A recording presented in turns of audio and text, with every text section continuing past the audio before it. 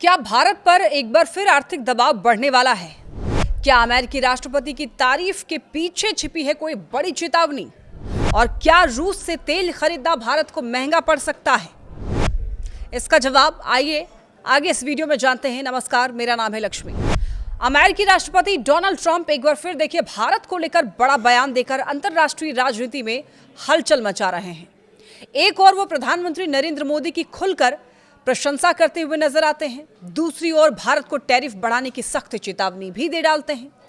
तो ऐसे में सवाल यह है कि अगर प्रधानमंत्री मोदी ट्रंप की नजर में अच्छे इंसान हैं, तो फिर भारत पर 50% तक का भारी टैरिफ क्यों लगाया गया? अब देखिए, ट्रंप ने कहा कि प्रधानमंत्री मोदी जानते थे कि अमेरिका भारत द्वारा रूस से तेल खरीदने से खुश नहीं है और ट्रंप के शब्दों में मुझे खुश करना जरूरी था। ट्रंप ने साफ इशारा दिया कि यदि भारत रूस से तेल खरीदना जारी रखता है तो अमेरिका बहुत जल्द भारत पर और अधिक टैरिफ लगा सकता है। दरअसल अगस्त 2025 में ट्रंप प्रशासन ने भारत पर 50% टैरिफ लगाया था, जिसकी सबसे बड़ी वजह भारत और रूस के बीच तेल व्यापार थी। इस फैसले के बाद भारत और अमेरिका के बीच व्यापार समझौता लंबे समय तक अटका रहा।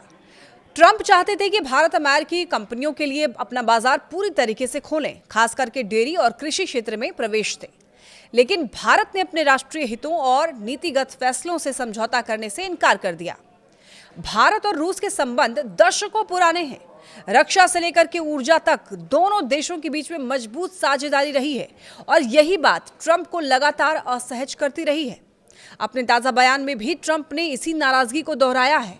इसी बीच ट्रंप वेनेजुएला में किए गए एक बड़े ऑपरेशन को लेकर के भी चर्चा में है, जहां अमेरिका ने राष्ट्रपति मादुरो को गिरफ्तार कर उनके खिलाफ मुकदमा शुरू कर दिया है।